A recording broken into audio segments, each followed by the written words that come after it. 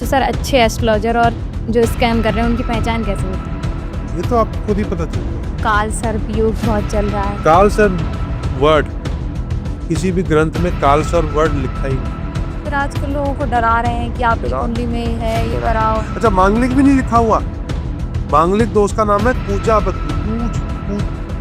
212 और 59 में बकूट दोष या राशि दोष आता है। हो सकता है कोई प्रॉब्लम आए, लेकिन मनी वाइज ये बहुत अच्छा है।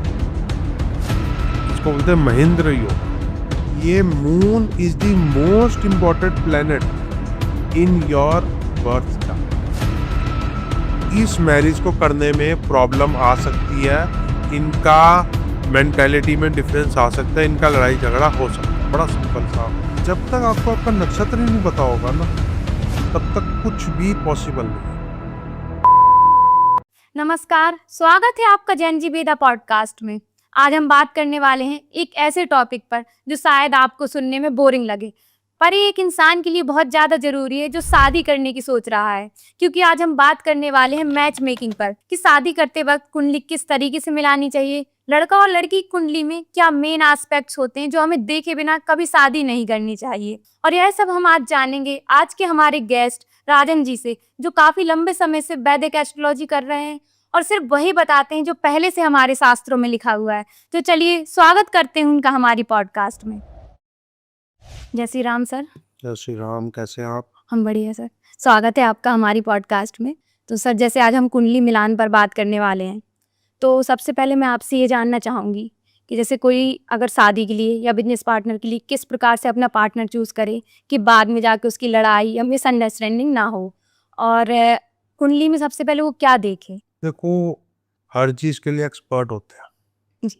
हॉरोस्कोप मैचिंग एक ऐसा फील्ड है जहाँ पे हर कोई अपने आप को एक्सपर्ट समझता है। आप देखोगे इंस्टाग्राम में हर तीसरा आदमी एस्ट्रोलॉजर बन गया है। जी, जैसे आजकल तो कहीं भी। हर तीसरा एस्ट्रोलॉजर बनने की जो पहली क्वालिफिकेशन है वो है शास्त्र को पढ़ना। पढ़ना, किसी से सुनी सुनाई बात को रिपीट नहीं करना, शास्त्र को पढ़ना। और शास्त्र में जो मेजर बुक्स हैं वो है बृहद पराशर होरा शास्त्र, जैमिनी सूत्रम, वरामीर, बृहद संहिता, सारावली, उत्तरा काल अमृत, पूर्वा काल अमृत। इस तरह की अनगिनत बुक्स हैं जो शास्त्र में हैं, जो पढ़ के उस पर रिसर्च करके उस पर अध्ययन करके हम यहाँ तक पहुँचते हैं। ये सारे हिंदू धर्म के शास्त्र हैं। हाँ जी। और इसके बाद आप 80-90% पॉसिबिलिटी के साथ ये बता सकते हो कि ये सब मैचिंग होगी कि नहीं, शादी चलेगी कि नहीं। एक आदमी की लाइफ के जितने भी एक्सपेक्ट्स हैं, career, relationship, money, health, litigation, progeny, बच्चा, ये सारे कुंडली से देखे जा सकते हैं। आप मुझसे पूछ रहे हो कि हमें मैरिज पर्पस के लिए और बिजनेस पार्टनर पर्पस के लिए क्या क्या देखना जरूरी है। जी। तो इसको मर्ज बंद करो, इसको अलग अलग करते जी, तो पहले शादी के लिए हैं। बात। पहले शादी के लिए नॉर्थ इंडियन एस्ट्रोलॉजी से कई ज्यादा डिटेल्ड और माइन्यूट है south Indian astrology. North India में अष्टकूट मिलान होते हैं, जिसमें आप देखते हो ना कि कितने गुण मिल गए। जी जी जी। साउथ इंडिया में 18 कूट मिलान होते हैं। और अभी मैं आपको बताऊंगा, कुछ फैक्टर्स बताऊंगा कि हमें क्या क्या देखना होता है, और फिर उसमें मैं आपको ये बताऊंगा कि ये इंपॉर्टेंट है और ये कम इंपॉर्टेंट है। देखनी तो 18 चीजें होती हैं टोटल में। टोटल तो 36 गुण होते हैं ना? 18 अलग अलग फैक्टर्स, गुण की बात नहीं कर रहा ना। जी। 36 गुण में जैसे नाड़ी है, उसके 8 गुण होते हैं, बकूट के 7 गुण होते हैं। तो ये तो जिसका नाड़ी और बकूट नहीं मैच किया तो 15 गुण तो मैच ही नहीं किए, तो फिर बाकी देखने का फायदा ही नहीं, वो तो नल एंड वर्ड हो गया। कुंडली को मैच नहीं करना उसमें। हमने सिर्फ, मैं बहुत डिटेलिंग की बात कर रहा हूँ, हमने क्या क्या देखना है। सबसे पहले तो हमने दोनों परिवार देखने हैं।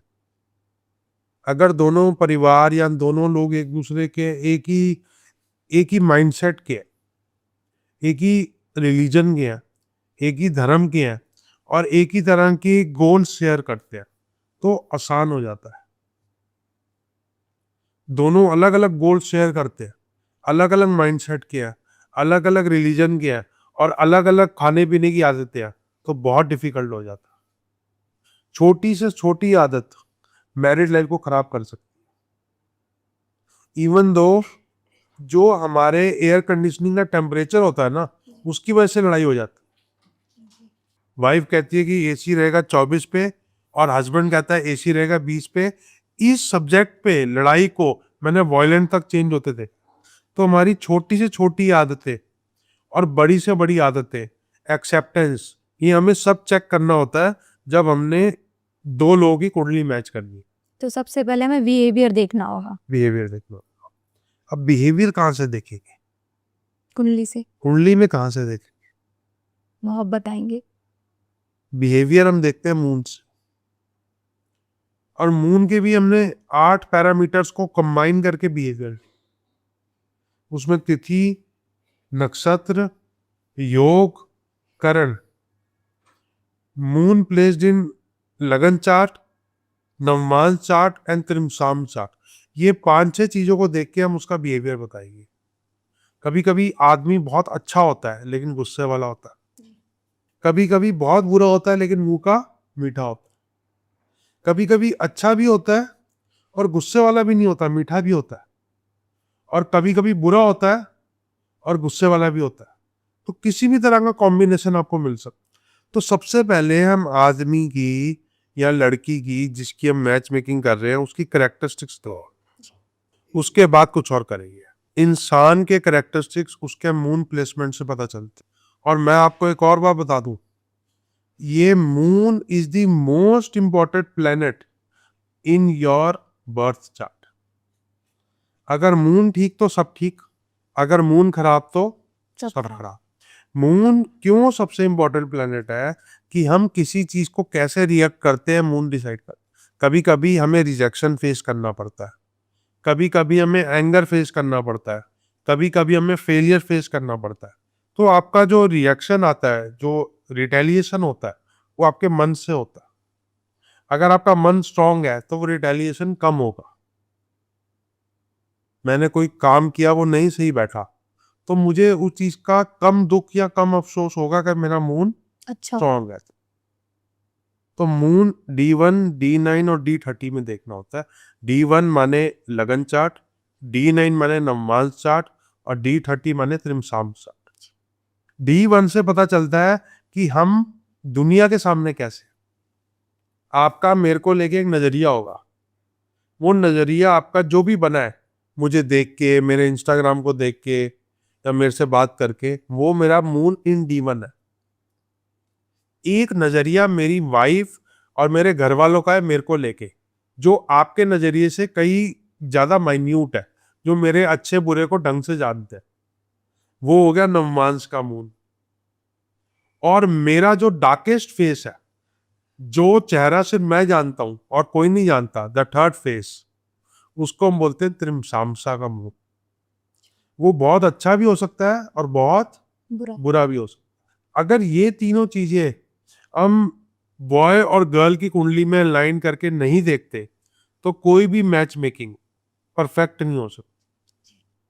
क्योंकि मैं आपको एक बड़ी सिंपल सी होता हूं, अगर गर्ल बहुत इंडिपेंडेंट है, वो दूसरे की सुन नहीं सकती, तो उसको लड़का वो हम नहीं सजेस्ट कर सकते जो कंट्रोलिंग नेचर का, एंड वाइस वर्सा। ऋषि गर्ग क्या कहते हैं, जो जिन्होंने 18 कूट मिलान को इंट्रोड्यूस किया था, जहां से साउथ इंडियन एस्ट्रोलॉजर 18 कूट मिलान करते हैं, वो कहते हैं कि मर्द की कुंडली में मून ऑड साइन में और लेडीज की कुंडली में मून इवन साइन में अच्छा होता है। ये एक पॉइंट है।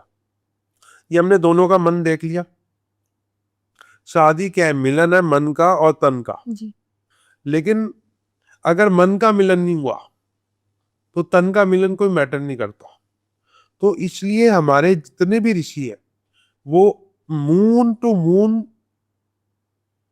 कंपैरिजन करते हैं, match making, moon to moon, चंद्रमा के नक्षत्र से चंद्रमा के नक्षत्र तक जो कंपैरिजन होता है इसको बोलते हैं मिलाद, कुंडली मिलाद, वो मून टू मून होता है। साउथ इंडियन ट्रीटीज क्या कहती हैं, इसमें सबसे पहले हमने दिन देखना है, दिन, नक्षत्र दिन, इसमें कितने दिन नहीं होता, नक्षत्र दिन। इसमें हमने देखना होता है कि लड़के के नक्षत्र से लड़की का नक्षत्र कितनी दूर है, और अगर बॉय के नक्षत्र से गर्ल का नक्षत्र 1, 3, 5 और 7 डिस्टेंस में दूर है, मतलब वही नक्षत्र, उससे तीसरा नक्षत्र, उससे 5वां नक्षत्र और उससे 7वां नक्षत्र, इस मैरिज को करने में प्रॉब्लम आ सकती है, इनका मेंटेलिटी में डिफरेंस आ सकता है, इनका लड़ाई झगड़ा हो सकता है। बड़ा सिंपल सा होता है। इस पर्टिकुलर पार्ट को बोलते हैं दिन मैच कर लो, द डिस्टेंस बिटवीन द नक्षत्र of the boy and the नक्षत्र ऑफ द गर्ल। ये नॉर्थ इंडिया में नहीं देखा जाता, लेकिन ये सदर्न इंडिया में देखा जाता है। और मेरा एक्सपीरियंस रहा है पिछले 2-3 साल का कि जो अष्टकूट मिलान है उससे बहुत बेटर ये है 18 कूट मिलान। 18 नॉर्थ इंडिया में कोई करता नहीं है, कोई इक्का दुक्का करता होगा। 99% एस्ट्रोलॉजर ये नहीं देखते जो मैं आपको बता रहा हूँ। नंबर 1 जिसको दिन बोलते हैं 18 कूट मिलान में, जिसमें गर्ल और बॉय के नक्षत्र का डिफरेंस देखा जाता है, और 1, 3, 5 और 7 नक्षत्र का डिफरेंस नहीं होना चाहिए। जैसे मेरा नक्षत्र है स्वाति, स्वाति, विशाखा, अनुराधा। अनुराधा नक्षत्र वाली लड़की अगर मेरी लाइफ में कोई आएगी तो उससे मेरा दिन दोस्त बनेगा, क्योंकि वो स्वाति हो गया, स्वाति तो स्वाति हो गया 1, स्वाति तो अनुराधा हो गया 3, अनुराधा ज्येष्ठा मूल, मूल हो गया 5। तो ऐसे करके हमने, मैंने अगर मैं मेल हूं तो मेरे को अपने से वही नक्षत्र, तीसरा नक्षत्र, 5वां नक्षत्र और 7वां नक्षत्र अवॉइड करना है फॉर मैचिंग। बड़ा सिंपल है जी। इसको दिन दोष कहते हैं। ये तो बात हो गई चंद्रमा मिलान की और दिन मिलान की। दिन मिलाद की। इसके आगे इसके बाद हम मिलाते हैं गण। दिन के बाद हम जो अगली चीज मिलाते हैं गण। नक्षत्रों को 3 गणों में डिवाइड किया हुआ है। नंबर 1 देवगण, नंबर 2 मनुष्य गण और नंबर 3 राक्षस गण। देव की मनुष्य के साथ हो जाए अच्छा है, देव की देव के साथ हो जाए अच्छा है, राक्षस की राक्षस के साथ हो जाए अच्छा है, और राक्षस की मनुष्य के साथ हो जाए अच्छा है। लेकिन राक्षस और देव की अगर आपस में शादी होती है तब भी मेंटल इंस्टेबिलिटी, मेंटल इंसैनिटी और मेंटल सेपरेशन आता ही आता है। अगला है महेंद्र। महेंद्र भी दिन की तरह ही है। इसमें कहते हैं जब नक्षत्र 4 और 10 की दूरी रखते हैं तो बहुत अच्छा होता है।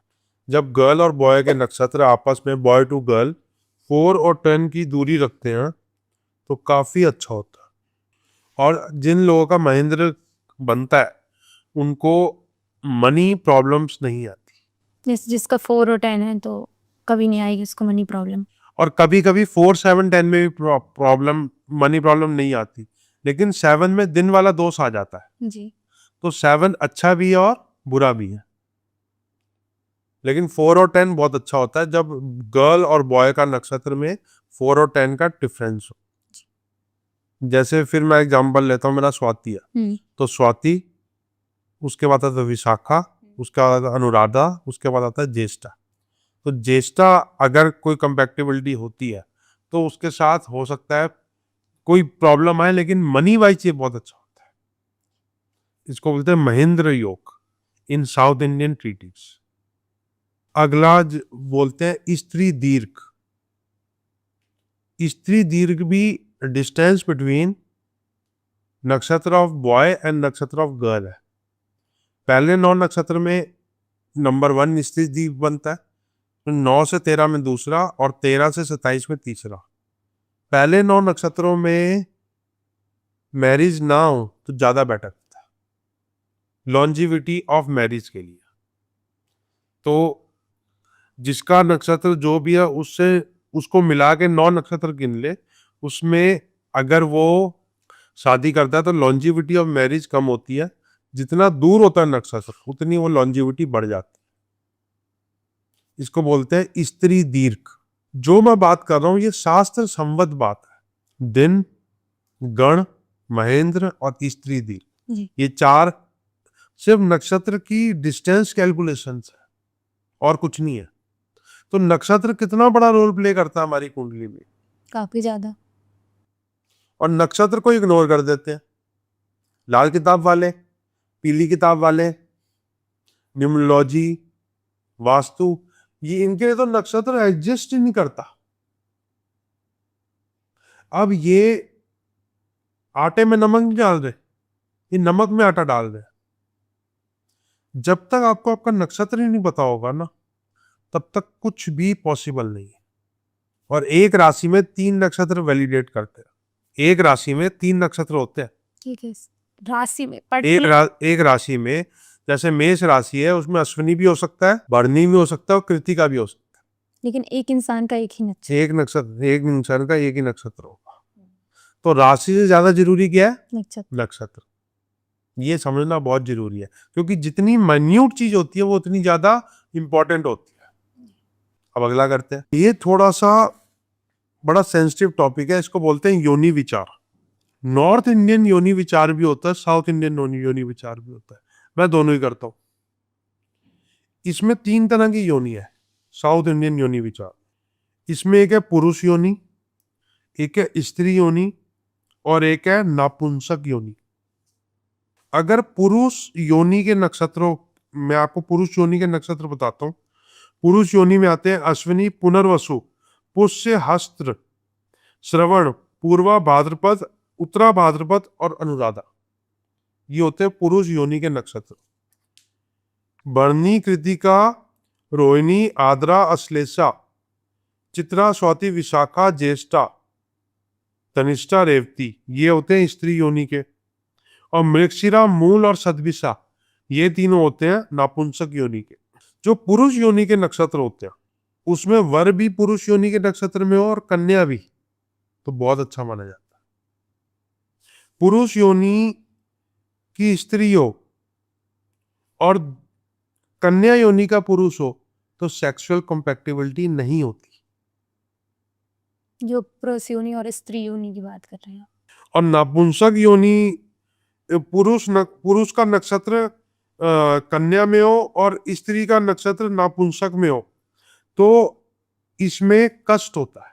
There is no private life.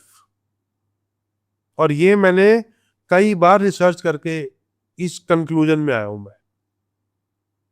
ये अपने आप में बहुत बड़ा टॉपिक है, क्योंकि इसमें 2 तरह से देखा जाता है। एक नॉर्थ इंडियन स्टाइल होता है जिसमें एनिमल योनिस देखी जाती हैं, और एक साउथ इंडियन स्टाइल होता है इसमें पुरुष, स्त्री और नापुंसक देखा जाता है। दोनों को मिक्स मैच करके ही हमें एक कंक्लूजन में पहुंचना होता है, लेकिन ये बहुत इंपॉर्टेंट है। फिर आता है राशि। ये बकूट की तरह ही होता है।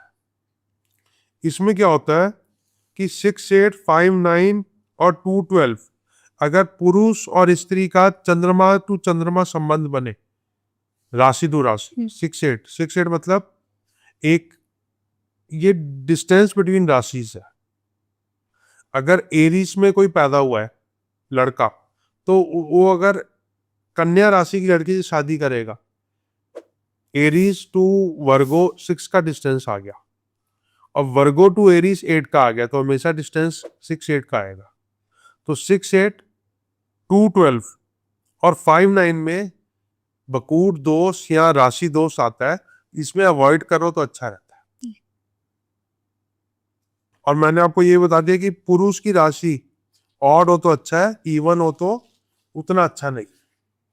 और अगर पुरुष की राशि इवन हो तो स्त्री की इवन होनी बहुत जरूरी है।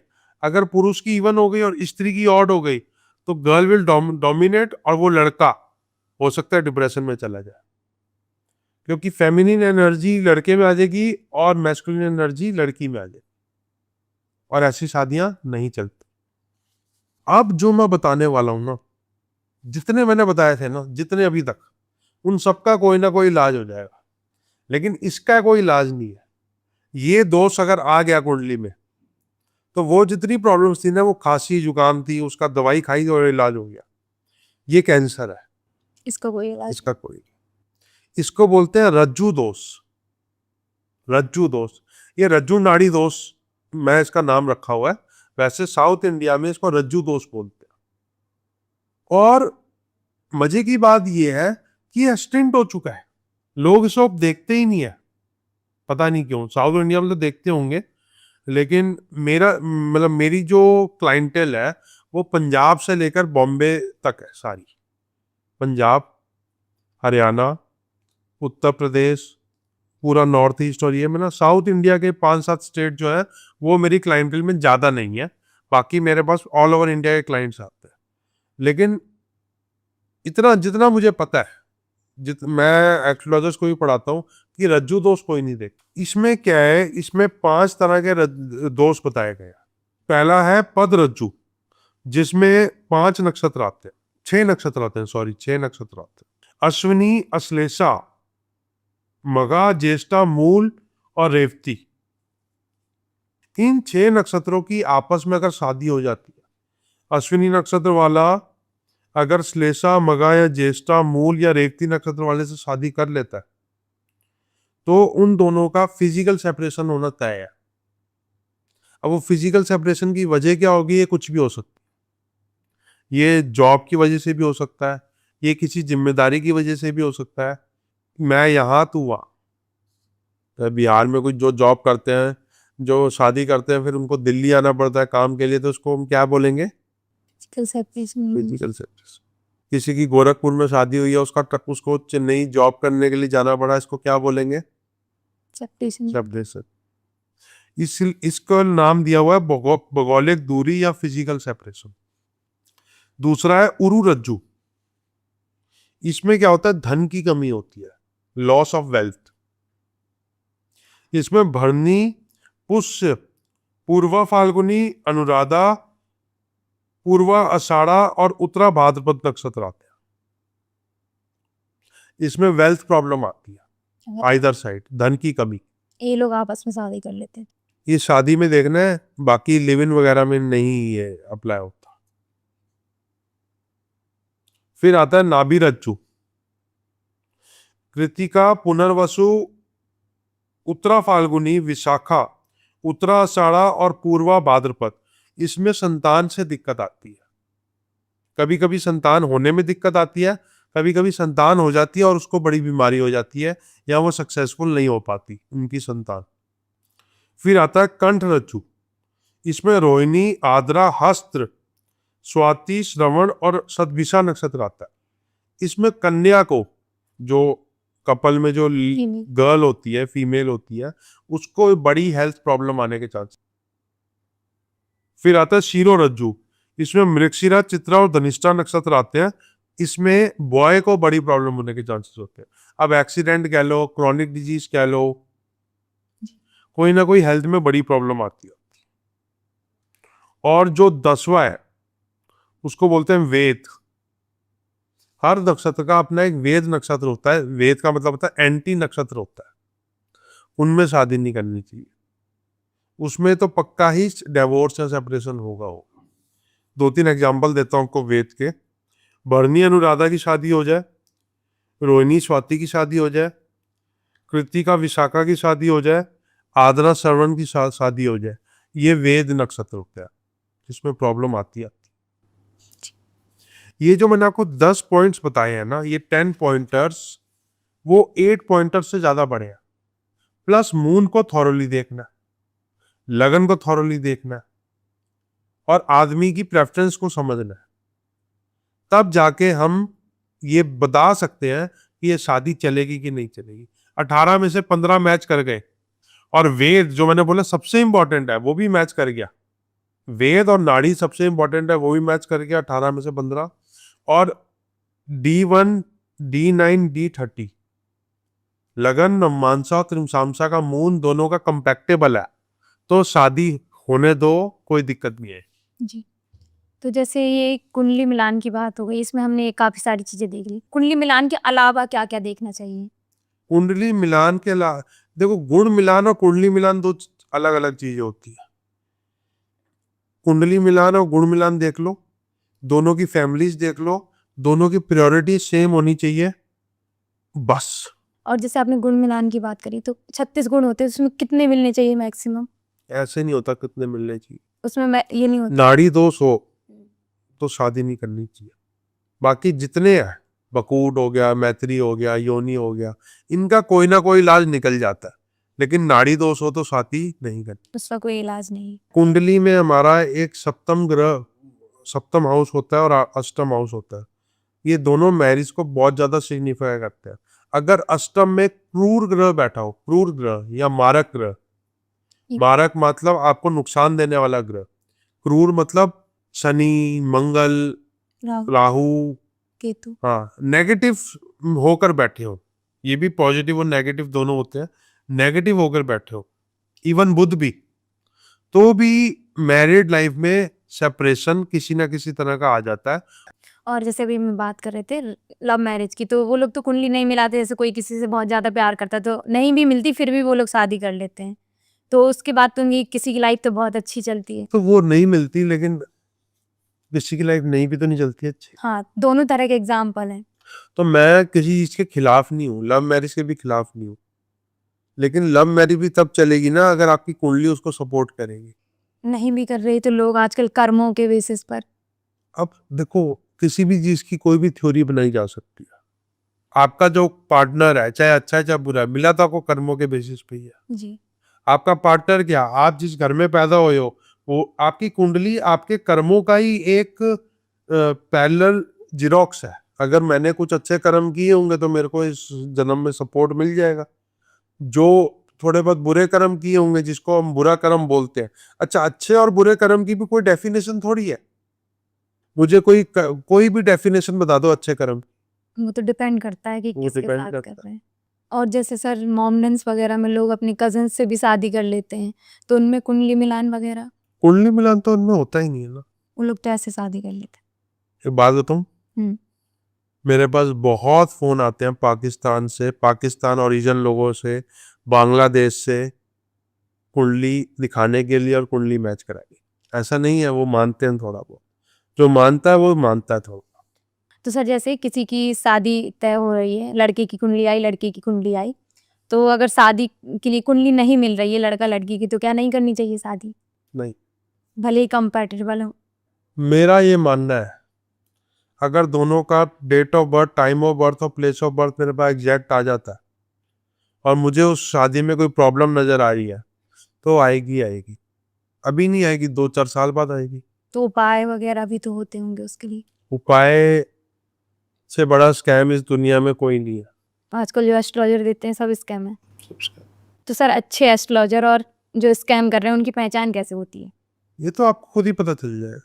कैसे? जो आपको बहुत जबरदस्ती स्टोन, रुद्राक्ष बहुत जबरदस्ती बेचने की कोशिश कर रहा है, या जो ये कह रहा है कि मैं आपकी डेस्टिनी बदल दूंगा, वो स्कैम ही कर रहा है। अच्छे एस्ट्रोलॉजर हमें सिर्फ सजेशन देते हैं। सजेशन देते हैं, थोड़े बहुत उपाय भी दिए जा सकते हैं, लेकिन उपाय का मतलब बिजनेस नहीं होता। मंत्र, दान और उपवास, कुछ बहुत rare of the rare cases में स्टोन वगैरह भी चलते हैं, लेकिन मंत्र, दान और उपवास। और सर जैसे आजकल कुंडली में मांगलिक दोष होता है, ऐसा बोलते हैं कि मांगलिक, जिसकी कुंडली में मांगलिक दोष है उसको मांगलिक लड़की से ही शादी करनी पड़ेगी। ऐसा नहीं है कि मांगलिक दोष, अगर मांगलिक दोष से शादी नहीं करेगा तो शादी। इसको, ये कॉन्सेप्ट आया है दोष साम्य से। दोष साम्य से कॉन्सेप्ट आया है। इसमें मांगलिक दोष के अलावा भी बहुत सारे दोष हैं, जिसमें आप वही दोष वाले व्यक्ति के साथ शादी कर लो तो वो कहीं ना कहीं कैंसिल हो जाता है। मंगल पहले घर में हो, चौथे घर में हो, 7वें 8वें घर में हो और 12वें घर में हो, इसको मांगलिक दोष कहा जाता है। लेकिन अगर शुभ पंचक में हो, मंगल उस पर्टिकुलर कुंडली का कारक ग्रह हो, योग कारक ग्रह हो, तो उस मांगलिक दोष का बहुत नेगेटिव नहीं आता।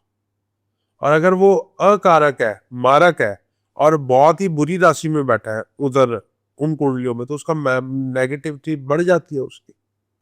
और आजकल सर एक और योग या दोस्त जो भी बोले, काल सर्प योग बहुत चल रहा है। काल सर्प वर्ड, किसी भी ग्रंथ में काल सर्प वर्ड लिखा ही नहीं। तो आजकल लोग कुंडली देख के बताते हैं कि आपकी कुंडली अब में बताने दो, अगलों को पैसा कमाने तो कमाने दो। काल सर्प वर्ड किसी भी ग्रंथ में वर्ड ही नहीं लिखा हुआ।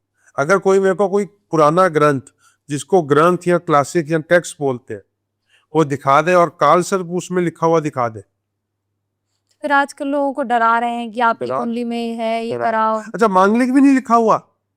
मांगलिक दोष का नाम है कूजा दोष। तो इसको नाम फिर मांगलिक, और काल सर्प का जो असली नाम है उसको बोलते हैं पाप कतरी दोष। तो ये वर्णित है हमारे शास्त्रों में। ये वर्णित है पाप कतरी और कूजा दोष। लेकिन समझो, पाप कतरी सिर्फ राहु केतु से होगा ये जरूरी नहीं है।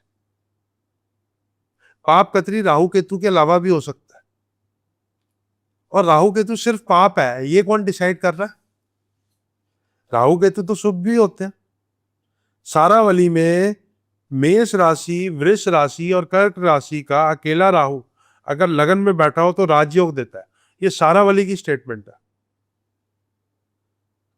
तो अगर उस कुंडली में पाप कतरी दोष बंद नहीं बनता या बनता भी है तो भी तो राहु राजयोग देगा। राहु केतु किसी को नहीं आता। आधे रेस्लर तो राहु केतु की दृष्टियां देख रहे होते हैं, ये भी गलत है। तो ये जो आप पाप कतरी काल सर्प योग, ये राहु और केतु की वजह से बनता है। राहु और केतु की वजह से भी बन सकता है। तो ये प्रॉब्लम तो देते होंगे ना, जैसे किसी की में है। हर कुंडली में नहीं देते ना।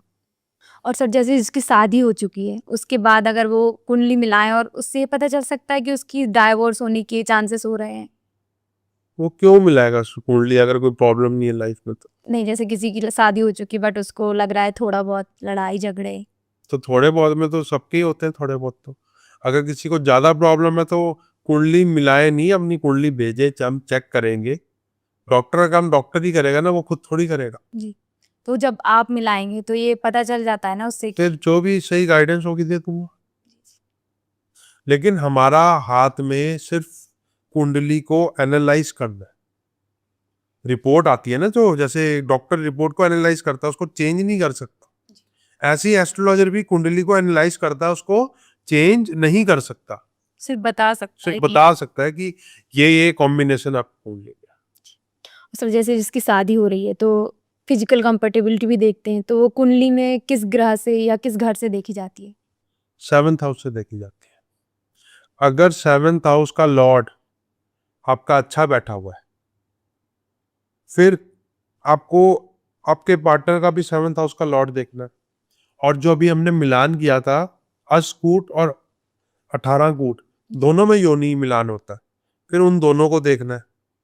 फिर उसके बाद हम फिजिकल कंपैटिबिलिटी के बारे में कुछ कमेंट कर सकते हैं। योनि में मिनिमम 2 नंबर होने और 7th house to 7th house थोड़ी बहुत मैचिंग करके हम आइडिया लगा सकते हैं कि इनकी फिजिकल कंपैटिबिलिटी कैसे रहेगी। जी, तो सर आपका बहुत बहुत धन्यवाद हमें समय देने के लिए। आपने बहुत सारी नई चीज़ें, मेरे लिए जो सारी नई चीज़ें थी, काफ़ी अच्छे से समझाया। धन्यवाद आपका। जय शिवा।